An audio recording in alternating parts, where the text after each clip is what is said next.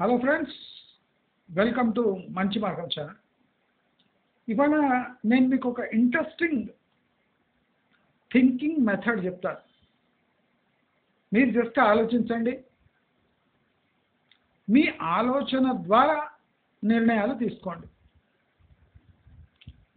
నా ఆలోచనలు ని అనుసరిస్తే మీ జీవితంలో మార్పులు రావు. ఇది గుర్తుపెట్టుకోండి.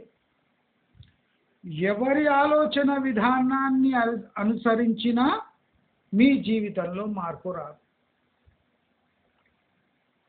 వివిధ రకాలుగా ఆలోచించే విధానాలు వింటే మీ ఆలోచన విధానాన్ని పెంపొందించవచ్చు అనే ఒక నెపం తప్ప ఎవరి మాట మీరు వినే అవసరం లేదు. ఎందుకంటే దేవుడు మీకు ఆల్రెడీ ఒక ఆలోచన చేసే యంత్రాన్ని ఈ స్కల్ లోపల అమర్చాడు. అది అందరికీ ఒకే రకంగా ఉంటుంది. వాడేవాడు లేక కొన్ని బీడుబడి ఉంటాయి, కొన్ని తుప్పు తినింటాయి, కొన్ని స్తబ్దుగా అంటే ప్రాక్టీస్ లేక అంటే అలసటతో ఆలోచన విధానం తెలియక స్తబ్దుగా ఈ పుర్ర లోపల పడి ఉంటాయి. కానీ అందరికీ ఆలోచన తమ కోసం ఆలోచన చేసే శక్తి దేవుడు ఇచ్చింటాడు. నేను ఇవాళ ఒక ఇంపార్టెంట్ పాయింట్ రేజ్ చేస్తాను. క్లియర్గా గమనించండి. ఇల్లు కట్టుకునే ప్రక్రియను కొంతమంది పెట్టుబడిగా చలామణి చేస్తున్నారు.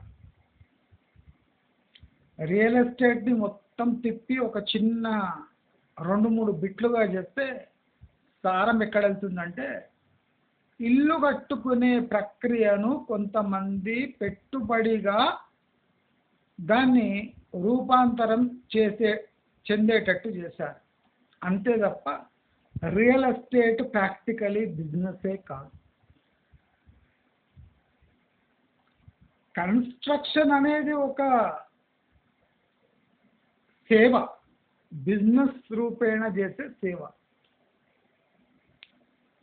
కన్స్ట్రక్షన్లో కమర్షియల్ ఆస్పెక్ట్ ఉంది, డిజైనింగ్లో కమర్షియల్ ఆస్పెక్ట్ ఉంది. కానీ ఈ రియల్ ఎస్టేట్ బిజినెస్లో అమ్మకము కొనుగోళ్ళు ఉన్నాయి. కానీ ఇది పెట్టుబడి పెట్టే మార్గంగా ఎవరు చలామణి చేశారు?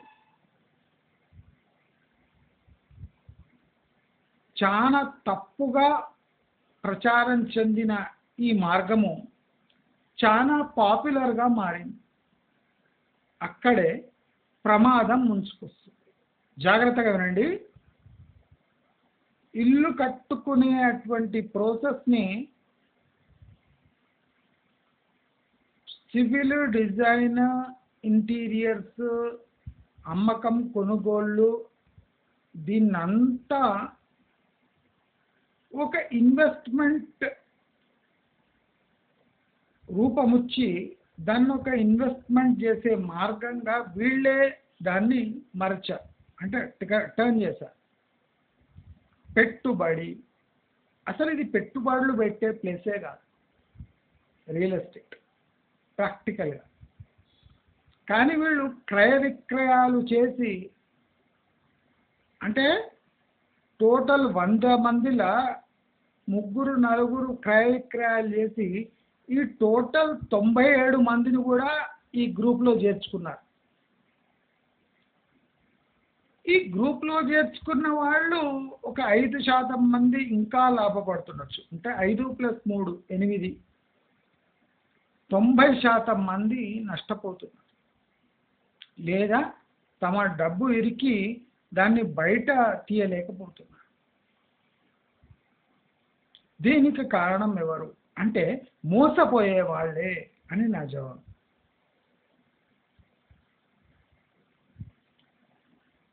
మనము రియల్ ఎస్టేట్ని అంటే భూతద్దంలో పెట్టి చూసి ఆశ్చర్యపోయి ఇంప్రెస్ అయిపోయి ఇన్వెస్ట్ చేస్తాం. మనం ఏం చేస్తాము, భూతద్దంలో పెట్టి ఆ రూపం చూసి, ఆ డబ్బు చూసి, ఆ రిటర్న్స్ చూసి మురిసిపోయి ఇన్వెస్ట్ చేస్తాం. భూతద్దం లేకుండా చూడండి, అది ఇన్వెస్టబుల్ ఆప్షన్ కానే కాదు అని మీకు క్లియర్గా అర్థమవుతుంది. అంటే ఈ పెట్టుబడి పెట్టుబడి అని ఎంత జపం చేసిందంటే, ఎంత పాపులర్ చేసిందంటే, ఇప్పుడు సామాన్య ప్రజలకు అది పెట్టుబడా లేదా ఇల్లు కట్టుకునే ప్రాసెస్లో ఒక భాగమా అని అర్థం కాకుండా పోయింది. ఇప్పుడు మనం ప్రతి ఒక్క దాన్ని చాలా ఎక్కువ చేసి ఆలోచిస్తాం. మనం హైదరాబాద్ని పక్కన పెడితే బెంగళూరుని ఒక సైబర్ నగరంగా, సాఫ్ట్వేర్ క్యాపిటల్ ఆఫ్ ఇండియా అని,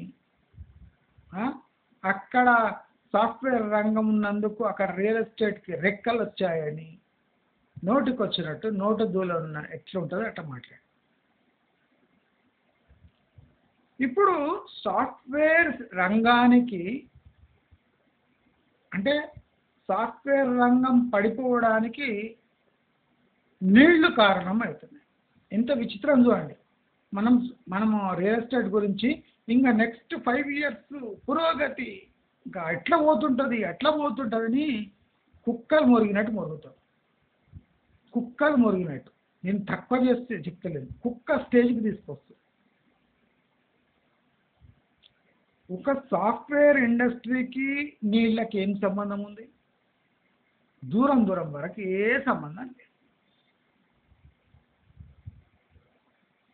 సాఫ్ట్వేర్ వాళ్ళు కావలిస్తే డబ్బు పెట్టి మినరల్ వాటర్తో ముడ్డి కడుక్కోవచ్చు ఆఫీస్లో.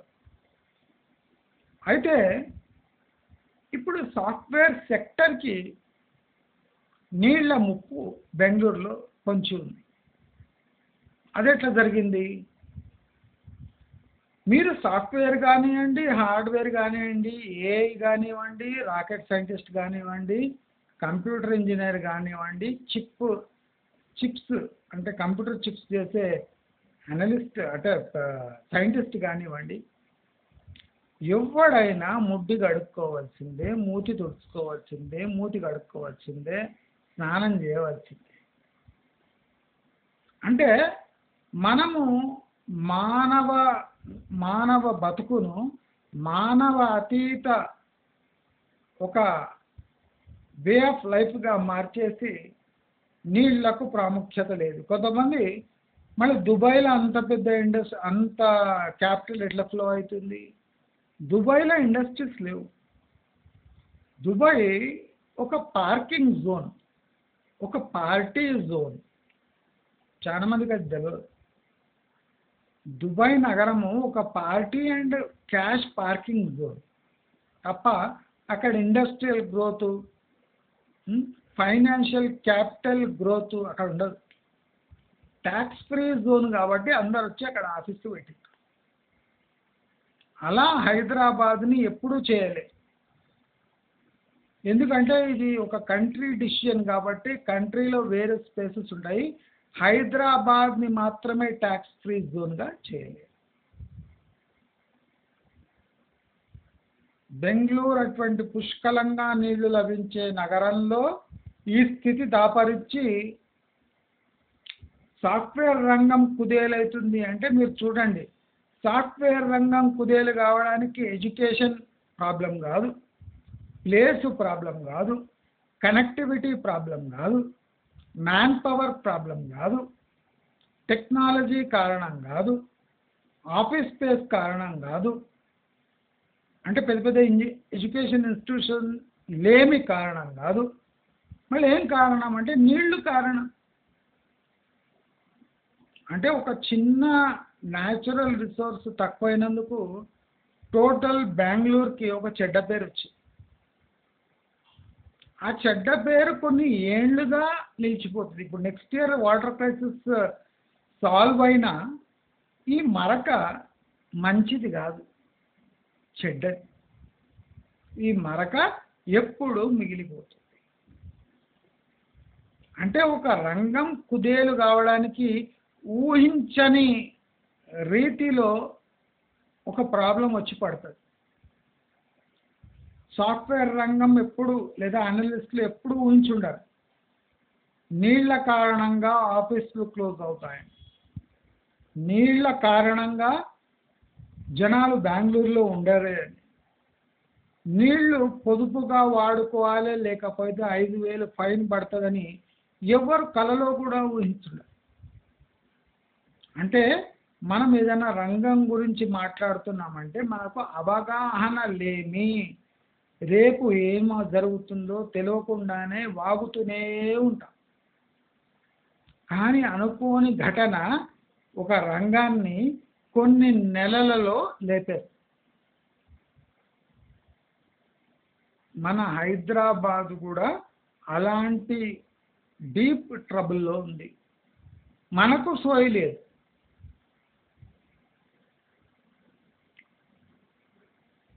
రియల్ ఎస్టేట్ రంగం సాఫ్ట్వేర్ పై అతి ఆశలు పెంచుకొని పెరుగుతూ వచ్చింది. అంటే ఒక రంగం ఇంకో రంగంపై పూర్తిగా ఆధారపడి ఉంది. దాన్ని పర్మనెంట్ ఒక ఘటనగా నిరంతరం జరిగే ప్రక్రియగా వీళ్ళు దాన్ని మార్చేసి రియల్ ఎస్టేట్ అంటే పడిపోయేది కాదు, it is two large, real estate is two large to fall అనే ఒక హౌల కాన్సెప్ట్ ఎకనామిక్స్ పరంగా పనికి మాలిన కాన్సెప్ట్ని తెచ్చి కూర్చోబెట్టింది. ఒక బ్యాంకుకు, ఒక ఇండస్ట్రీకి, ఒక స్టేటుకు తేడా లేదా? ICICI is too big, HDFC is too big, Kotak is too big, SBI is too big, public sector banks are too big to fall. Statement does not apply to a particular industry like software or take any industry or a state. Uttar Pradesh పడలేదు, Uttar Pradesh growth ఎవరు ఆపలేరు అనలేరు కదా. బీహార్ కూడా highest population ఉంది, అది పడలేదు అనలేరు కదా. అంటే ఒక ఎగ్జాంపుల్ ఇచ్చే వరకు వాళ్లకు అసలు ఈ ఎగ్జాంపుల్ ఇక్కడ సూట్ అవుతుందా లేదా అనే సోయి లేకుండా ఇస్తుంది.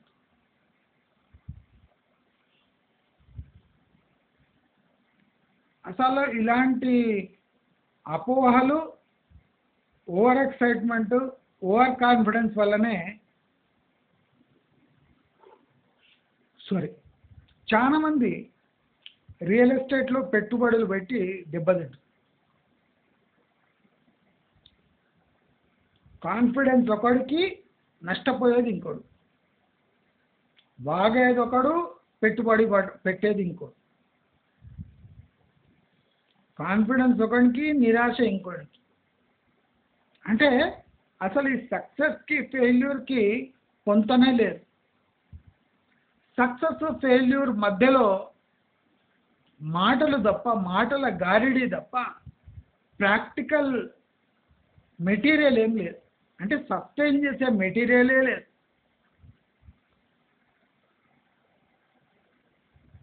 సాఫ్ట్వేర్ ఇంకా 3 నెలలు ఎంపీ ఎలక్షన్ తర్వాత స్టేబుల్. ఎంపీ ఎలక్షన్ తర్వాత స్టేట్ గవర్నమెంట్ పొజిషన్ ఎట్లుంటుందో మీకు తెలుసా? సెంట్రల్ గవర్నమెంట్లో మోదీ గట్టిగా ఉంటాడా లేదా మీకు తెలుసా?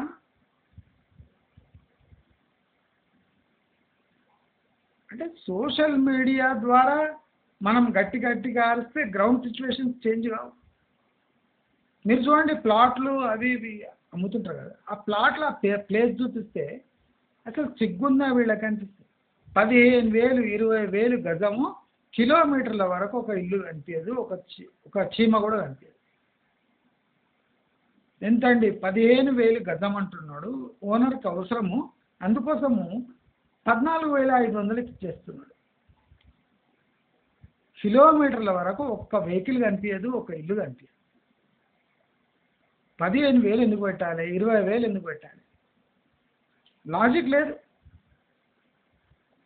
ఓనర్కి అవసరం ఉంది, గజానికి 500 తగ్గిస్తాడు, అసైన్ చేస్తున్నాడు వాడిని. అంటే ఒక ఇండస్ట్రీ టోటల్ ఫేక్ మాటల మీద ఆధారపడి కొట్టుమిట్టాడుతుంది. మనమందరం ఇది గమనించాలి.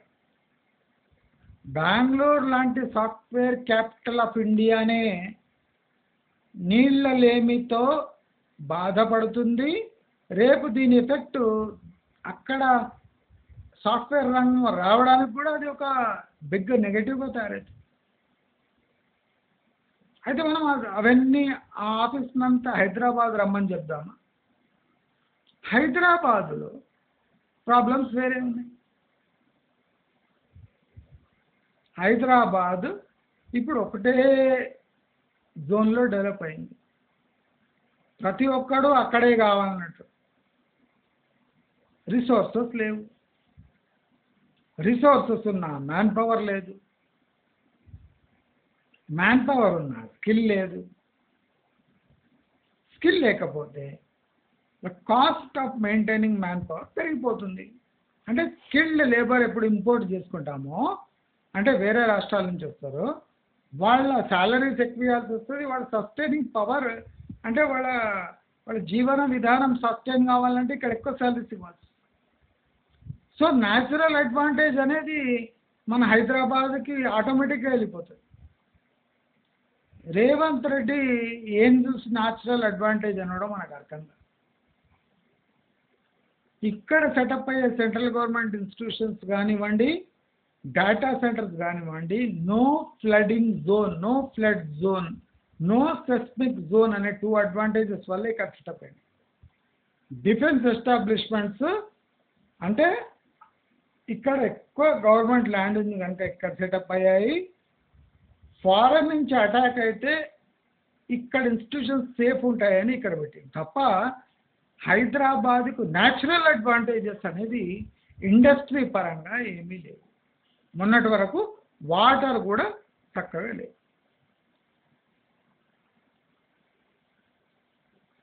కృష్ణా గోదావరి నీళ్లు వచ్చిన మాత్రాన ఇక్కడ ఇండస్ట్రీస్ ఉరుక్కుంటూ వస్తాయని ఏ గ్యారంటీ లేదు. ఎందుకంటే హైదరాబాద్ మెయిన్ లొకేషన్ డిసడ్వాంటేజ్ ఏమంటే ఇక్కడ పోర్ట్స్ లేవు, ట్రావెలింగ్ టైం ఎక్కువ. అంటే ఇండియాలో ఏ వైపు నుంచి కూడా హైదరాబాద్ రావాలంటే హైదరాబాద్ సెంటర్లో ఉంది.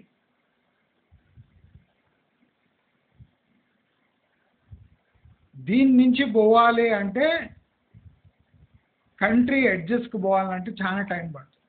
ముంబై, కొచ్చిన్, కాకినాడ, చెన్నై, కలకత్తా, ఢిల్లీ, ఎక్కడ పోవాలన్నా ఎండ్స్కి పోవాలి.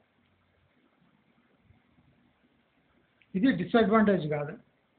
అంటే చెప్పుడు మాటలు మనం మస్తు తింటాం. డ్రై పోర్ట్స్ అన్నారు. డ్రై పోర్ట్స్ వల్ల అడ్వాంటేజ్ ఏమి? ఇక్కడ వెట్ పోర్ట్స్ లేవు. డ్రై పోర్ట్స్ ఏం చేస్తారు తీసుకొని?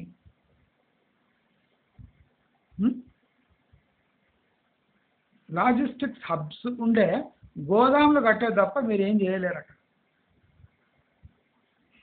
మీ గోదాంలో స్టోర్ అయ్యి ఆ గోదాం నుంచి పక్క జిల్లాలకు సరఫరా తప్ప లాజిస్టిక్స్ అనేది చాలా పెద్ద సబ్జెక్ట్.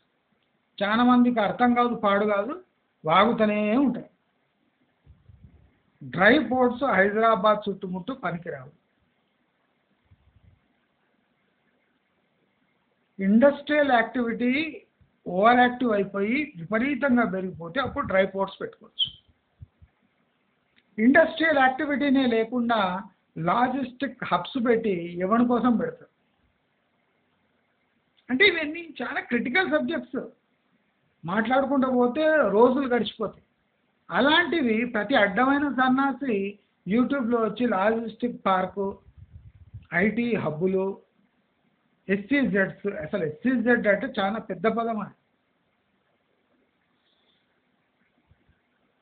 అడ్వాంటేజెస్ ఉంటాయి, డిసడ్వాంటేజెస్ ఉంటాయి. ఎస్సీజెడ్ అంటే తెలియదు సెజ్జులు అంటారు, గాడిద కొడుకు, గాడిద ముండా కొడుకు.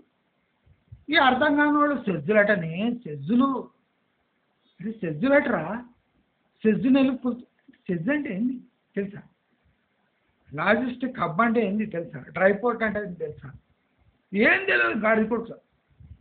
అయినటోడు అట్లే ఉంటాడు, చెప్పేటోడు అట్లే. చెప్పేటోడికి అసలే తెలిసి ఉండదు, ఇంకా అయినటోడికి ఏమైనా తెలిసి ఉంటుంది. ఏబిసిడి కానీ ముండా కొడుకు కూడా లాజిస్టిక్ హబ్ గురించి మాట్లాడతాడు, డ్రై పోర్ట్స్ గురించి మాట్లాడతాడు. ఆ జహీరాబాద్ సెజ్ అట, సెజ్ అట. సెజ్ అంటే ఏం బే అడిగితే అంటారు.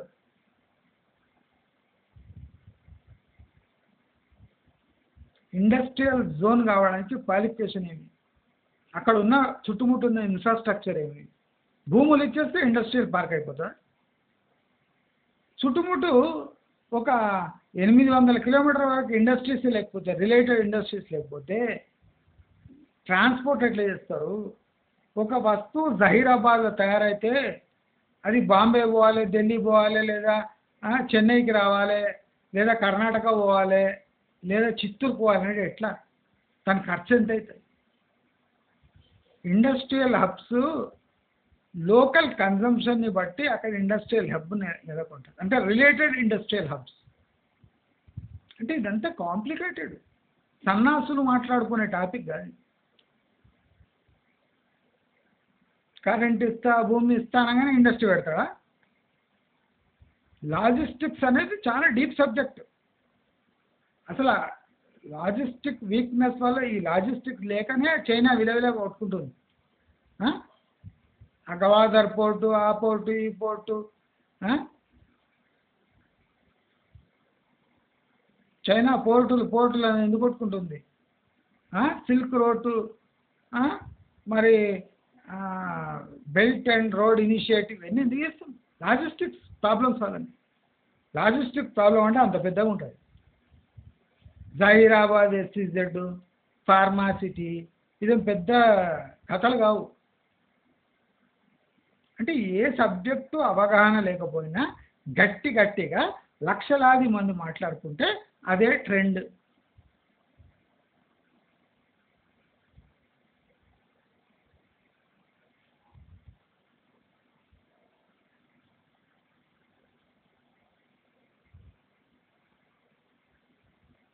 మన దగ్గర ఎడ్యుకేషన్ అనేది ఒక మినిమం క్వాలిఫికేషన్.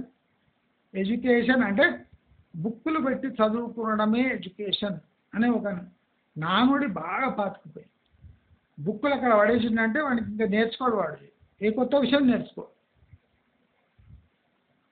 అలాంటి దౌర్భాగ్య స్థితిలో మనం ఉన్నాం. ఈ దౌర్భాగ్యులంతా 98% రియల్ ఎస్టేట్లోనే ఉన్నారు. దానివల్ల ఈ ముదనష్ట పరిస్థితి ఏర్పడింది. రియల్ ఎస్టేట్ ప్రాక్టికలీ పెట్టుబడులకు పనికి రాదు అని చాలామందికి తెలియదు. అసలు సబ్జెక్టే కాదు అని చాలామందికి తెలియదు. కానీ రియల్ ఎస్టేట్లో పెట్టుబడులు, ఐటీ రంగం అంటే పెరుగుతుందట. అసలు నీకు ఒక రంగానికి స్టడీ చేసే ఎబిలిటీనే లేదు. నీ రంగమే ఎక్కడ ఉందో తెలియదు, రియల్ ఎస్టేట్ రంగం ఎక్కడ ఉందో తెలియదు. ఈ సన్నాసి ఐటీ రంగం గురించి మాట్లాడుతాడు. మొన్న వాడు సన్నాసి మాట్లాడుతుంటారు రియల్ బూమ్ అనే channel.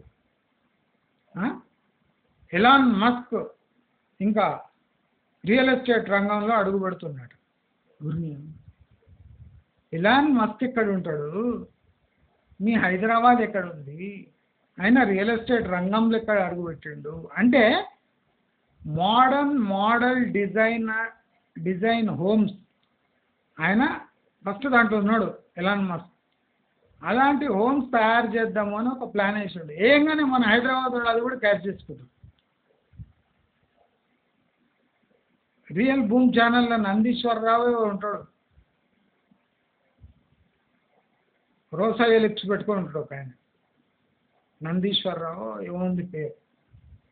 Elon Musk ఎంట్రీతో real estate అలాగే అంటే దాని భూమిలో రానుందా? అరే రియల్ ఎస్టేట్ ఎలాన్ మస్క్ ఎక్కడ, హైదరాబాద్ రియల్ ఎస్టేట్ ఎక్కడ, ఎడ్యుకేటెడ్ అంటే ఎలాన్ మస్క్ అటువంటి టాప్ సైంటిస్ట్ ఎక్కడ, బిచ్చప్ ముండా కొడుకులాగా ఇక్కడ బిల్డర్లు ఎక్కడ, ఏమన్నా పోలుకుందా ఎలాన్ మస్క్? ఎలాన్ మస్క్ అసలు అంటే ఎడ్యుకేషన్ విడిచిపెట్టి కూడా ఇప్పుడు ఎవడైనా ఆయనతో మాట్లాడాలంటే రోబోటిక్స్ కానీ ఏఐ గురించి మాట్లాడాలంటే భయపడతారు. మన సన్నాసులు ఇక్కడ బీటెక్ చేసి ఎంటెక్ చేసినా ఎవడన్నా కూలోడు కూడా వాడిని ఫూ అని వెళ్ళిపోతాడు. ఇక పొంతన ఎక్కడ చూపించడానికి లేదు. ముంబై పెరుగుతుంది అన్నట్లు పడుతుంది, నోయిడా అక్కడంతా డిమాండ్ తగ్గింది, బెంగళూరులో వాటర్ క్రైసిస్ వచ్చి సాఫ్ట్వేర్ వాళ్ళు పారిపోతుంది. ఏం చేయాలి? ఎక్కడైనా డిమాండ్ చూపి అంటారు. అంటే ఎలాన్ మస్క్ ఎక్కడ, మీరెక్కడ? కొన్ని చెప్పు కూడా పనికిరాడు. మీరు అడ్డగోలు రియల్ ఎస్టేట్ తీసుకుపోయి ఎలాన్ మస్క్ తగిలించు. మోడర్న్ ఏఐ హోమ్స్ తయారు చేద్దామని ఎలాన్ మస్క్ ప్రకటించాడు. దాన్ని మన హైదరాబాద్ వాళ్ళు కూడా క్యాష్ చేస్తారు. అంటే ఇంత దరిద్రులు చూడండి. అరే ఎలాన్ మస్క్ ఎవరు చెప్పరా అంటే ఎవరు చేతగలరు. అంటే ఏదో విధంగా జనాలను మభ్యపెట్టాలి. రేవంత్ రెడ్డి మైక్ ఎప్పుడు పట్టుకుంటాడా, రియల్ ఎస్టేట్ గురించి ఎప్పుడు మాట్లాడతాడా అని వెయిట్ చేస్తుండే. ఎందుకంటే రియల్ ఎస్టేట్ మొత్తం బర్బాద్ అయిపోయింది. అది జనాలు నమ్ముతున్నారు కదా అని అంటే దాన్ని గుర్తుపట్టి ఎవడో ఒక స్టేట్మెంట్ ఇవ్వాలి. ఎంపీ ఎలక్షన్స్ తర్వాత పుంజుకుంటుందట. కారణాలేమి? గట్టి కారణాలు చెప్తాం. ఎంపీ ఎలక్షన్ తర్వాత రియల్ ఎస్టేట్ పుంజుకోవడానికి ముఖ్య కారణాలు ఏమి చెప్పు. లాజిక్ కారణాలు ఉండాలి. కొంతమంది దరిద్రులు ఇప్పుడు కోడంగల్లో పెట్టుబడి, కోడంగల్ ఇప్పుడు కేసీఆర్ ఫార్మ్ హౌస్ దగ్గర ₹1,00,00,000 ఎట్లా చేసింది ఎకరా, అట్లా అక్కడ చేద్దామని ప్లాన్. కోడంగల్ని కలకత్తా చేస్తారు.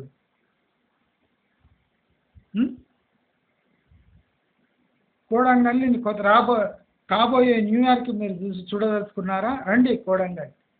కోడంగల్కి రేవంత్ రెడ్డి పోడు బోరు కొట్టి. ఈ అమ్మాయి ఏం ప్లేస్ అది, ఎప్పుడో ఒకసారి అవుతాడు. మహబూబ్నగర్ టోటల్ జిల్లాలో కోడంగల్ చాలా వెనుకబడింది. దాన్ని వీళ్ళు న్యూయార్క్ చేయడానికి ట్రై చేస్తారు. డల్లాస్ చేస్తారు ఇప్పుడు దాన్ని. రేవంత్ కోడంగల్ని డల్లాస్ చేయబోతున్నారా అని ఒకడు వస్తాడు, ఆర్టీ వాడు కొత్తగూడ కూడా.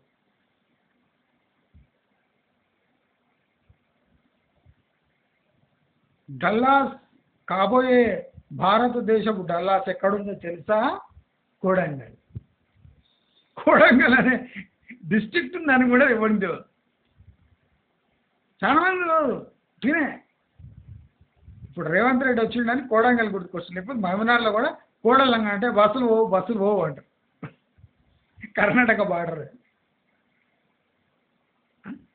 ఇంకా కోడంగల్ దాటి కర్ణాటకలో పోతే మరీ ఘోరం ఉంటుంది పరిస్థితి. కోడంగల్ తాత మా రిలేటివ్స్ ఊళ్ళు అక్కడనే ఉంది. అమ్మో, కోడంగల్ అంటే కోడంగల్ తాత ఉంటాయి కర్ణాటక ఊళ్ళు. వాళ్ళంతా బ్రదర్ సిస్టర్సే అంతా. కర్ణాటక వాళ్ళు కూడా చెప్తారు కాబోయే డల్లాస్ పక్కకు మా ఊరు అని చెప్తారు. ఎక్కడరా డల్లాస్ అంటే కోడంగల్. అంటే మన సిగ్గులేని ముండా కొడుకు. అసలు ఏం మాట్లాడాలి, ఎట్లా మాట్లాడాలి, మాట్లాడితే నవ్వు వస్తుంది ఐదు వాళ్ళకు. ఏ చిత్త కేటీఆర్ అనే హైదరాబాద్ని డల్లాస్గా మారుస్తారు. అన్ని డ్రోన్లు పైన పంపించేది, కింద ఫోటోలు దిగాయి.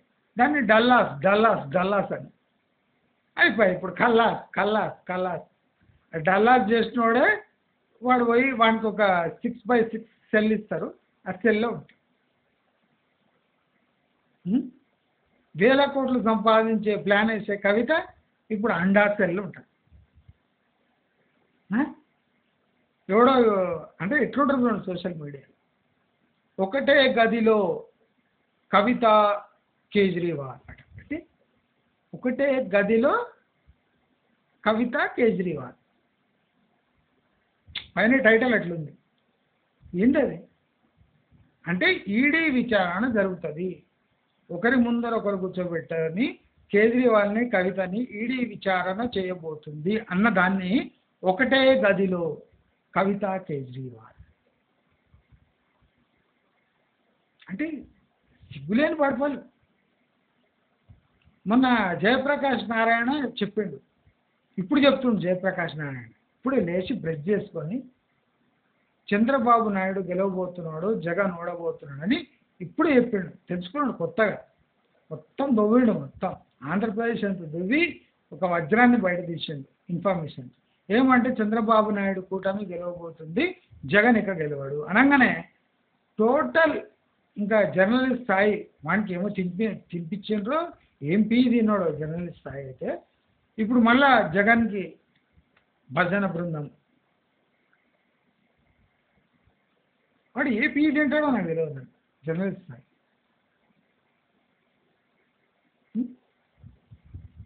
మొన్నటికి బాగానే ఉన్నాడు ఈయన కూడా, జయప్రకాష్ నారాయణ. జగన్ సభలో పోయి ఏమో చెప్పాడు, ఇప్పుడు సడన్గా లేచి బ్రష్ చేసుకొని ఇట్లా కళ్ళు చూసుకొని అరే ఏం జరిగింది అంటే సార్ చంద్రబాబు నాయుడు గెలిచేటట్టున్నాడు సార్ అంటే చెప్తా సోషల్ మీడియాలో పోయి అభివృద్ధి అవి ఇవి సంక్షేమం అంటాడు అని చెప్పాడు. చెప్పంగానే సోషల్ మీడియాలో అంతా ఛాలెంజ్, జయప్రకాష్ నారాయణ ఏ బేసిస్ చంద్ర ముఖం మీద కనిపించలేదు, జగన్ ఏం చేసిండు.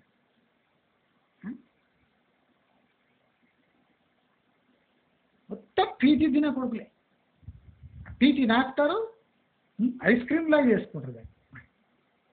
పీతి నాకడం అంటే కుక్కలు ఇట్లా నాకుతుంటాయి కదా, ఎవడన్నా ఎరిగింటే అది వేరే.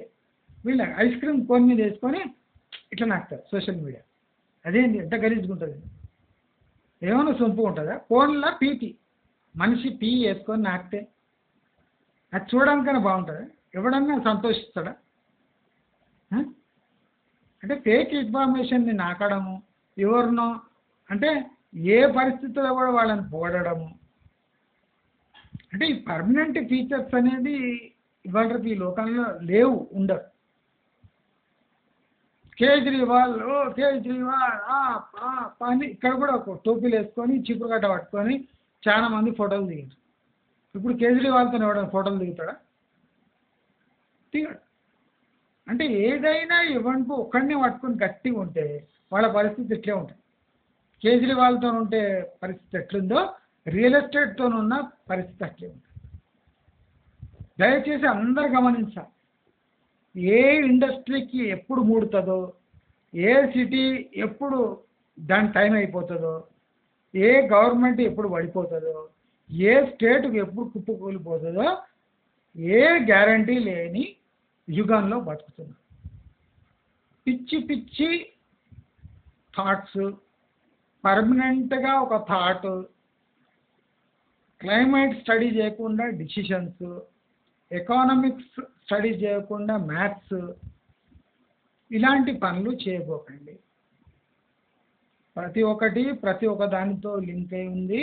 ఎప్పుడు ఏది దాన్ని పట్టుకొని ఏది లాక్కొని పాతాళానికి తీసుకుపోతుందో తెలియని యుగంలో మనం బతుకుతున్నాం తప్ప ఎప్పటికప్పుడు అప్డేట్ చేసుకుంటూ ఎప్పటికప్పుడు మనం కూడా మార్పు చెందుతూ మనలో మార్పు తెచ్చుకుంటూ మన ఇన్వెస్ట్మెంట్ కానీ జీవన విధానాన్ని కానీ మార్చుకుంటూ సరి అయిన దారిలో సరి అయిన పెట్టుబడులు సరి అయిన అంటే విజన్తో మనం ముందుకు పోవాలి అని కోరుకుంటూ, మీకు నా వీడియోస్ నచ్చినట్టయితే లైక్, షేర్, సబ్స్క్రైబ్ చేసుకోండి. నేను ఫేస్బుక్లో కొత్త గ్రూప్ తీశాను, మన రియల్ ఎస్టేట్ టార్చ్ అంటే real torch Telangana and Hyderabad అని ఒక గ్రూప్ తీశాను. రియల్ ఎస్టేట్ టార్చ్ అని ఒక పేరు పెట్టి తీశాను. మీకు ఇంట్రెస్ట్ ఉంటే ఆ గ్రూప్లో ఫేస్బుక్లో చేరవచ్చు, నా ఫేస్బుక్లో కూడా చేరవచ్చు, ఫ్రెండ్ రిక్వెస్ట్ పంపించవచ్చు. సేమ్ పేరుతో నేను ఫేస్బుక్ పేజ్ కూడా తీశాను, కాల్ వస్తే అక్కడ కూడా మీరు మీ అంటే మీరు అక్కడ కూడా ఆ గ్రూప్లో కూడా చేరొచ్చు, ఆ పేజ్ని కూడా మీరు లైక్ చేయొచ్చు. అదే కాకుండా నా ఇన్స్టాగ్రామ్, నా ఇతర ఛానల్ లింక్స్ కూడా నేను కమెంట్స్లో ఇస్తాను. కైండ్లీ మీరు కమెంట్కి పోయి మీకు మీరు అనుకుంటే కావలిస్తే మీరు ఆ గ్రూప్స్లో కానీ ఆ పేజ్ని కానీ లైక్ చేయొచ్చు, లేదా ఆ ఛానల్లో కూడా మీరు చేరొచ్చు అని కోరుకుంటూ నమస్కారం.